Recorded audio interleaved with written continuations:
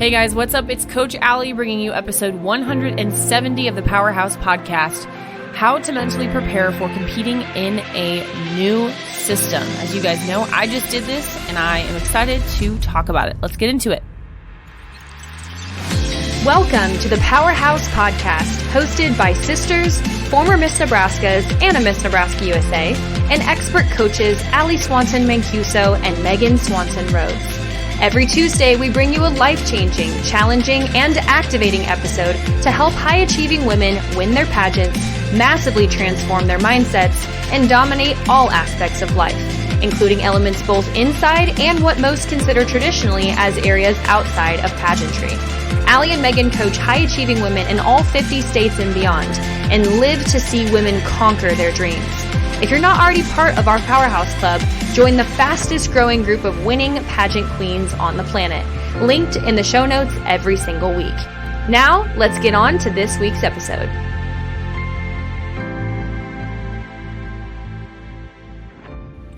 Hello, everybody. I'm Coach Allie. Welcome to episode 170 of the Powerhouse podcast, how to mentally prepare for competing in a new system.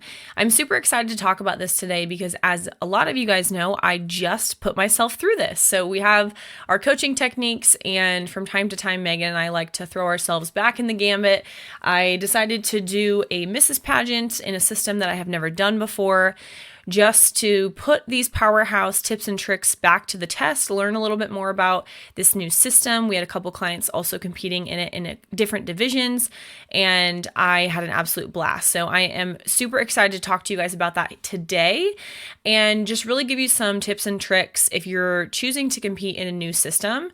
If that's a new division because you aged out, or it's just a new pageant in general, I want to talk about it. So I know a lot of our listeners, maybe you are Miss Division or Teen, and you just graduated Teen, you're going to Miss. Maybe you're Miss and you aged out of one pageant and you are now exploring another option. Maybe you are a Miss contestant or candidate, depending on your pageant system, and you aged out of that specific pageant. You're exploring like going from Miss America to volunteer, or America or volunteer to USA or United States or USOA or NAM or High School America or whatever the pageant is, Collegiate America, whatever the pageant is, these same fundamental principles apply if you are exploring a new pageant system. Starting with the very first tip and trick that I would have for everybody is know the game that you are playing. Okay, there are some fundamental truths that reign true regardless of the pageant system that you are a part of, whether it's Miss America, Miss USA, Miss whatever, Mrs. whatever.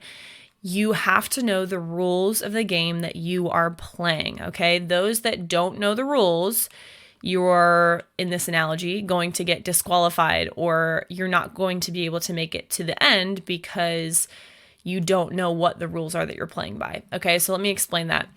A good practical first step of exploring a new pageant system, beginning to know if it's a good fit for you, knowing how to even wrap your brain around how to mentally prepare, starts with knowing about the pageant itself, okay? And a great place to start is, number one, follow the state and national title holders on social media that currently carry this title. If it's a larger pageant like Miss America, Miss USA, follow your state title holder as well as the national title holder. See how they represent the role, see what organizations they represent, what causes they are volunteering their time towards, and start to mimic those things in your own title, or try to incorporate some of those partnerships or working with some of those partnerships at a local or state level. It's a great thing. Mimicry is the best form of flattery, people say, or copying is, depending on if you're talking about business or pageants or whatever. And same is true really in pageant systems. So if you don't know the game that you're playing, have your eyes and ears open to whomever is currently the representative of that pageant system.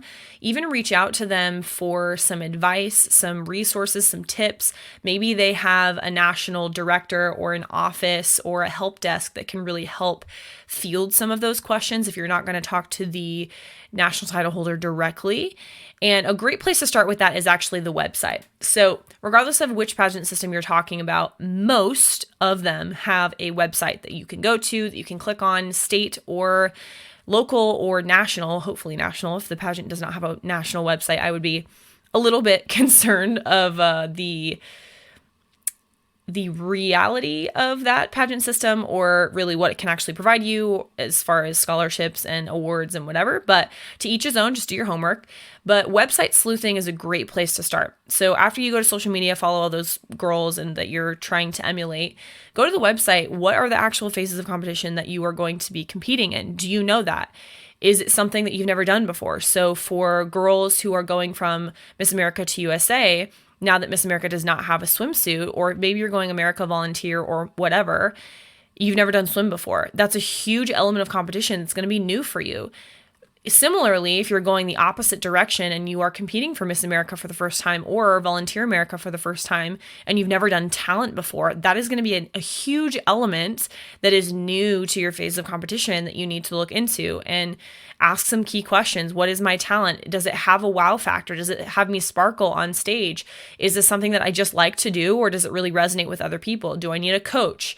Do I understand the musical avenue of it? Do I know the time cutoff, and do I have the editing capabilities to do that myself, or do I need somebody else? There's so many questions that can go into each area of competition when you really get granular with it. But it starts with knowing, what am I actually doing? What are the rules that this pageant system plays by? Do they care about me being a business professional over, Miss Warm and Fuzzy? Or do they really, really care about volunteering and service, and they want to see my heart? Do they care about the number of volunteer hours that I have racked up or stacked up in my journey? Some do. And some just care more generally. They want you to share your stories, but some have these very specific metrics that they want X girl with whatever qualifications they deem worthy of that title. Each pageant system is totally within their rights to make that call, and it's up to you as somebody participating in that system not to change the fundamentals of the pageant system. Hear me on this, but understand the rules by which you have to play the game, okay? So let me use this as an example, because I know a lot of you find yourself in this boat if you're listening to this, and it's just easy to understand. You can do so many different examples. You can have so many different examples, but I'm going to use fitness because it's something that tends to be something that a lot of people latch on to. So we've had people on our podcast, we've had people in our Powerhouse Club talking about this that have been plus size pageant title holders and found success. Whether or not they found success in the realm of a pageant system with a swimsuit, with a fitness element, or without is up to them, and it kind of depends on their journey and their brand. But similar to every single girl's message that we have interviewed or brought on to help work with our girls or our community, or even just had on our podcast, is they knew the rules of the game. Okay, so no pageant system is saying that you can't be plus size, you can't be curvy, you can't show your natural body. But there's a difference between curvy and unhealthy. Hello, can I speak to you honestly for a second? There is a difference between those two, and most pageant systems just want you to take strides of health in your life.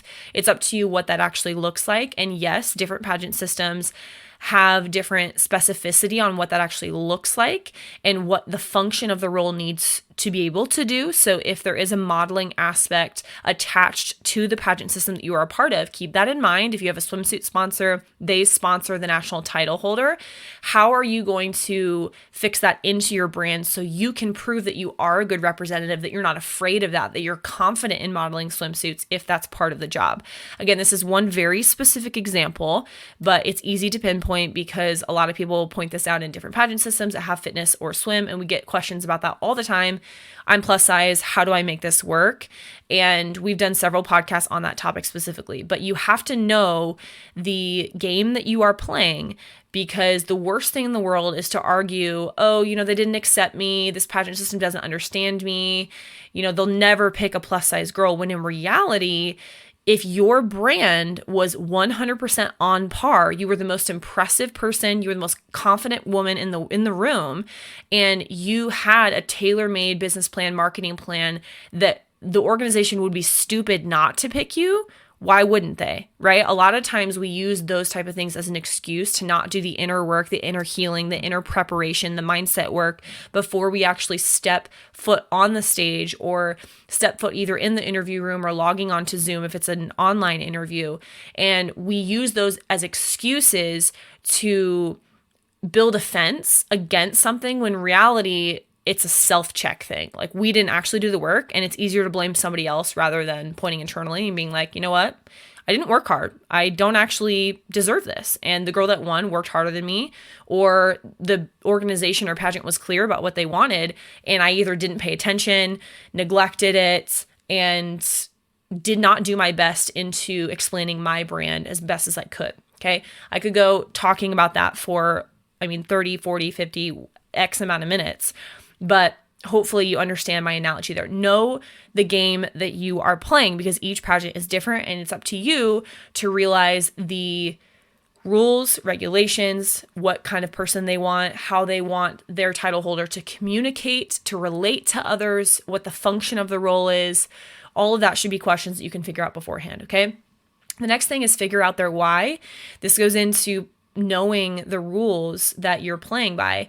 Figure out the why of the pageant. This is very, very different between different pageant systems. And for me in my journey, this was a huge shift for me, because coming from the Miss America system, where you really are bred to be a business professional, you're supposed to be polished in every area, be able to give a TED talk. I could give speeches for 90 minutes, 2-hour seminars, but also have to relate to kindergartners, and I'm reading a story to them. Like, that's a huge difference in your communication and how you prepare. But I always had to be polished, always had to be on all the time, compared to the pageant system that I just got done competing in, United States, is very, very, very heart and warmth based, platform based, and they want to hear your struggles, your journeys, your perseverance, and they want you to connect with the audience and the judges. And at least that was my impression after competing in the system. And obviously I did something right. I got top 5 the first time competing in the system. But a couple things that you can do practically is knowing, when was it founded? Why was it founded? What is the mission and vision of this pageant? What makes it different from others? What do they care about? What do they want their girls, their title holders, to model? Those are great questions that if you don't know the answer to that, there's going to be a disconnect in you thinking you are doing a good job competing, or you thinking you are doing the right presentation. And for my podcast people listening to this, I'm doing air quotes as I say that. But you presenting well might not connect with the board or the judges or the audience, because you're having 2 different conversations. Like, one person is speaking Japanese and the other is speaking German. Like, you're both speaking a language and you're communicating, but you're not going to understand, right? Unless you understand both languages. That is so true. Again, regardless of the pageant system that you are competing in, know the game that you're playing. The second thing is know where you measure up in this game.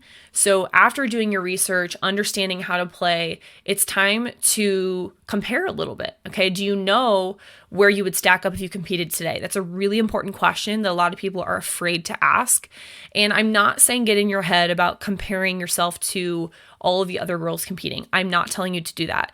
But there is an element of self-examination and outward examination of saying, okay, what is like the standard that I need to be at to do well and to match my goal? So how do I understand myself better than anyone else knows me? Am I doing the personal work to know my storylines, to actually get my butt in the community and serve others? Am I posting about that on social media? Am I doing the things that this pageant wants me to be doing before I step in the national pageant? So there's not a disconnect in who I'm presenting on stage, who they see in interview, and my social media. Or if your interview's prior to competing, the person who they see in interview and then the person who they see on stage, which can also cause a disconnect. It might make you place, but not win at the end of the day. Doing the work before you get there, taking action is so important, because it also helps you measure up and know, am I doing a good job in this realm of pageantry with this pageant system? And what am I doing in comparison to other people? Now, again, I am an Enneagram 3. I totally know what it's like to get caught up in accomplishments mindset. Like, I just need to do more. I just need to do more and more and more and more, and more is better. That's not what I'm saying at all. I'm saying that the pitfall is if you do nothing, you're not going to know how to play the game. Okay. If I relate a lot of this back to basketball and my college athletic experience. I was a 2-time All-American basketball player in college, and I sports is just a really easy analogy to pivot a lot of these examples back to. So if I never got in the gym and shot free throws, if I never practiced my defense, if I never did closeout drills, which I hated because I'm 6'2", and I normally was a little bit slower than the people I was defending, and I used my length to make up for it. Like, I had to really lean on my strengths, not my weaknesses. That will preach. That's a whole nother message. And you can take that into pageantry as well.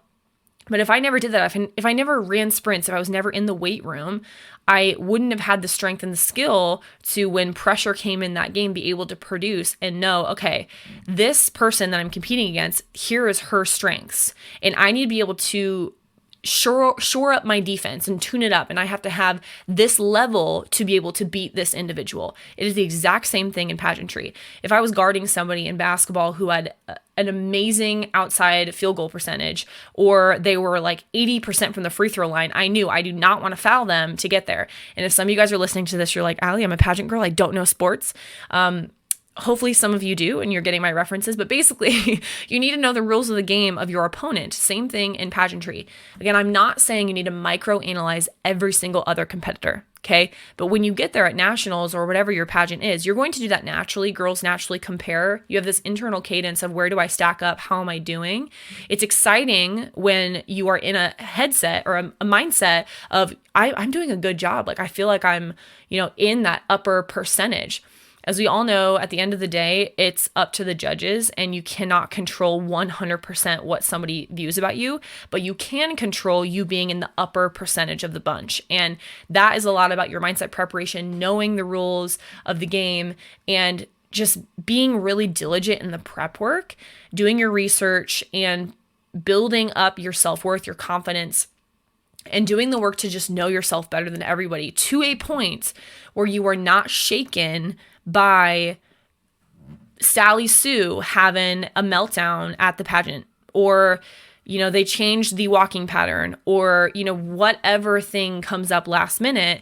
You are a rock. You are a big oak tree with roots very, very deep into the ground. So when the wind comes, you are not even swaying left and right. You are rooted, you are secure, you are firm, and you are ready to stand for this pageant, and you're ready to just be there and be a person who takes up space in a good way and be nice and confident. So really, really important to know where you measure up. Again, I'm not telling you to compare to other women, but it's helpful to know the rules of the game and kind of, okay, what is the standard here? Like, if I was going to go compete for Miss USA, or I was encouraging someone to compete for USA, I would never encourage them to not go to the gym, obviously, because what you look like does matter, and you need to have a killer brand. Your outfits need to be on point, and you need to know the rules of the game, right? So doing the things that you need to do to get you to the level that you want to be at in order to meet your goals is really, really, really, really important, which brings me to the next point: set realistic expectations and goals. So knowing how you're doing is so important. We don't have the self-accountability and the check-in systems in our daily lives to be able to answer that question most of the time, okay? Regardless of even pageantry, in our daily lives, most people are not asking those questions. How am I doing? Checking in with my budget, my family, my friends, my relationships, my work, my balance, my self-care, my fitness, my health, my eating, all of these different categories. I could ramble off like 15 more. And not that it's about the list or the number of things you check in, but do you have a habit of reflection? And it's really, really, really important, because if you know how to assess yourself, therefore you are going to set realistic expectations and goals, and you won't be let down on the back end, because you're going to have a realistic mindset and realistic plan in your head. Okay, if I want this goal of winning this title, I need to then do these steps to get to this goal. It's not just ambiguous, like, okay, I'm going to win, and I'm kind of going to work on my interview, and I'm like sometimes going to go to the gym, and I'm, going to kind of buy a discounted dress, and it's going to be enough. Like, I know the rules of the game. I know the standard. I've done my research, and I trust in my plan that is going to move me forward. It's not just going to be throwing money at nothing. It's not going to be a waste of time. It's not going to insert whatever excuse. It's actually going to work, because you know that your expectation and your goal match where you not only are at, but where you want to go. And it's harmonious and synonymous with where you want to go in your life. I hope that makes sense. Next one here is know how to challenge yourself in the ways you need to improve. And again, when you're setting those realistic expectations and you know yourself, you can say, does my plan match my goal? Okay. And have that inner cadence of, okay, maybe my workout plan was to work out 3-4 days a week and I'm eating these things. If I'm regularly checking in, I'm going to know, is this working? Is this not working? Where is my goal? When is my goal? And do I need to pivot partially through, therefore, to get myself where I need to go and kick my butt a little bit more? Maybe my goal was to hit the gym 4 days a week, 5 days a week, but I've been consistently going 2 days a week for the last 3 weeks. Having the know-how and the boldness, I was going to use another word, but having the boldness internally to kick your own butt and say, this is not good enough, work harder. And again, it's not about doing just to do, but doing with purpose achieves a goal and a result. That will preach. Okay. I wish I could put that on a planner. I probably will do that with the one that we're creating, but it really, really is a powerful thing when your actions line up with your goals, and that is harmonious with you prepping for a pageant, okay? Because when you do this and you have that strong mindset because you've trusted your prep, you're able to relax. And then when you compete, you're cool, calm, collected at the competition. I had so many women come up to me and they were like, you just seem so calm. Like, how are you so calm? We're backstage, there wasn't really a lot of stress happening and there weren't really a lot of last minute things at this pageant system, but which I was very blessed for. But there's always like the one girl who is just all over the place, talks at you and distracts you, and she doesn't mean to, and that was the case. And I unfortunately was standing really, really close by her, and I was her talking post, and I had to say like, hey, like, I'm not ignoring you, but I need to just like mentally prepare. And that was a challenge. But I was cool, calm, and collected. And I had several pageant sisters come up to me and say, how are you so calm? Like, or not making fun of other people, but just saying like, wow, like she's kind of losing it. Okay, I can tell like she's super nervous and you're just so calm. Like, what are you doing? Or how are you that calm? And I was like, well, I can't change anything now. And I've worked on my mindset and I just feel prepared. And that's what I kept saying. Like, I just know I'm prepared and I just have to go do it. And when you are in that state, that's where confidence can truly bubble to the surface, and you can really operate out of a state of polish and lean into that perfection. And I'm using quotes around that because no one's perfect, but you can trust your training. And that sounds so cliche, but that is how you do that, because you have done the work in the back end to feel so confident in your prep and your plan that you're ready to just shine, and you can be calm because you control what you can control and you're prepared for the X factor, like what you can. Okay. And at the end of the day, a good mindset leaves you to be your best, and it helps you leave it all on the floor. You don't owe anyone anything when you compete, and you deserve to feel your best. So preparing before your pageant to get yourself in a state to be able to do that is so important. My encouragement to you all is to only do what serves you while also being humble and kind in the process.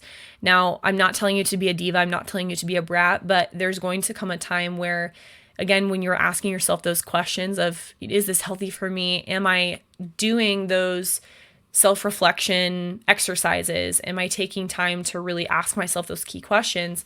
You're going to be able to assess, is this a positive thing here, or is this a time suck? Is this something that's going to benefit my life, or should I not be doing this? Is this a waste of my time? Is this a waste of my energy? Or how can I manage to optimize the whatever amount of hours a day I'm awake that I can get the most amount of things done, or whatever your priorities are for the day? It gives you that inner cadence, that inner conversation that is honestly just so healthy. And so as I was competing for a new system, I did all of these things. And the result was, at the competition, I had time and time again girls asking me, you're so calm, how, you just stand out, you're in your own lane, like I can tell nothing is impacting you. Like I kept getting those comments all the time. And it didn't shake me because I was confident, and that's not cocky for me to say. I was just, I feel prepared. And that's what made me so calm and so confident in my package of what I was bringing. And that confidence, yeah, it can be intimidating to other people, but that's just because they didn't prepare the same and they don't have that same level of expectation or confidence. because they haven't done the work. And that's not a knock to others, but it's an encouragement to you listening to this that you can be in that state. Why are Olympians some of the strongest minded people in the world? Because they've trained their mindset to tell their body what to feel, to push past the point of pain, and to do the work even when your mind or your body is telling you not to, or to wake up in the morning and train even when your muscles are sore, and to eat the healthy food even when you want to reach for the junk food. Like, it is a mindset. Why in this world can some people accomplish things when others just absolutely cannot? The difference is your mindset. Yeah, you can argue environment, resources, genetics, whatever, but a huge piece of that is your mindset.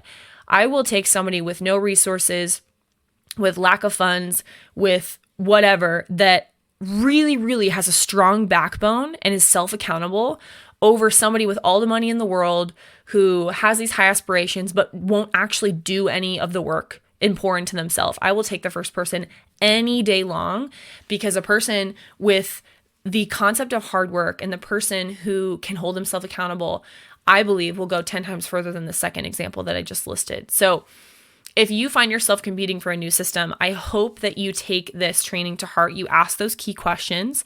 And if you are in a place where you're like, Allie, I am asking these questions, I feel like I know the rules of the game, of the system, but I don't know how to apply that to me, that is where we come in, okay? I want you to DM me on Instagram, DM our Powerhouse Pageantry account, or Megan on Instagram.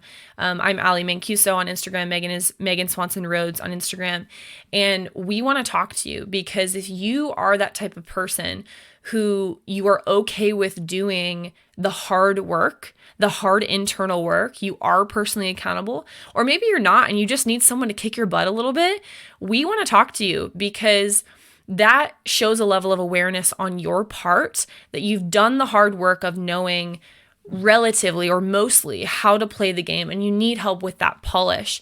And we're looking for girls like you to help join our community, because girls like you who can ask those questions and can hold themselves accountable, or are aware that they need more accountability, are really, really powerful when we get a lot of you guys in number together. And that's what our community is built off of. So I didn't think I was going to go there at the end of this, but I just felt really led to that. If that is you and you're in a season of pivoting to a new pageant, please reach out to us. Go to powerhousepageantry.com or follow us and DM us on Instagram. We would love to book a free strategy call with you and really talk about your 90-day goals, your upcoming pageant, and just give you an ear and hear your heart behind your goals, your mission, why what you've been doing in the past has not been working, and give you some advice. If that's us, great. If that is somebody else that we know that's a better resource than us, we'll point you in that direction. And that's who we are as coaches. That's who we are as human beings. And we really just want what's best for you. And if that you find yourself in that boat, reach out to us, and we would love to either point you to one of our programs or another one that can just provide further resources for you. So I hope that was helpful for you guys today. And if you find yourself competing in a new system, make sure, in a nutshell, you ask a gajillion questions. That's funny because growing up, my family used to call me the human exclamation point. And I had lots of energy and I always asked questions. So my mom said that all the time growing up. She was like, you would just sit in the back seat and just ask questions about whatever would drive by. And you're like, what's this? What's this? How come this? And you can't turn that off. But I think asking questions is a really key skill when you're learning something new. And it takes a level of boldness and action to be able to do that. And that's what I want to leave you guys with today. Encouraging you to ask those questions, know yourself, take action. And if you need help and you need accountability, reach out to us. We'd love to help you guys. So that's all I have for you today. Have a great rest of your day, everybody. And I'll see you on the next episode. Bye.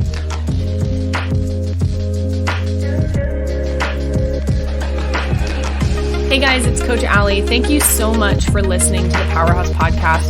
Megan and I absolutely love our listener base, and we couldn't do what we do without you guys.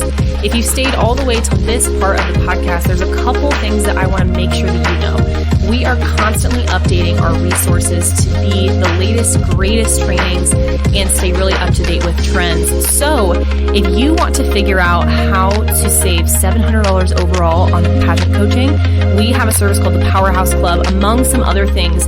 And to be honest, it is the best coaching in the world. Obviously, I'm a little bit biased, but we have the best community with amazing women from every single state in the United States in our community, and we just love pouring into you guys. So if you want to figure out how to save $700 overall, like I said, be a part of the best coaching service in the world, click the link below. We would love to assist you. See you next week, guys.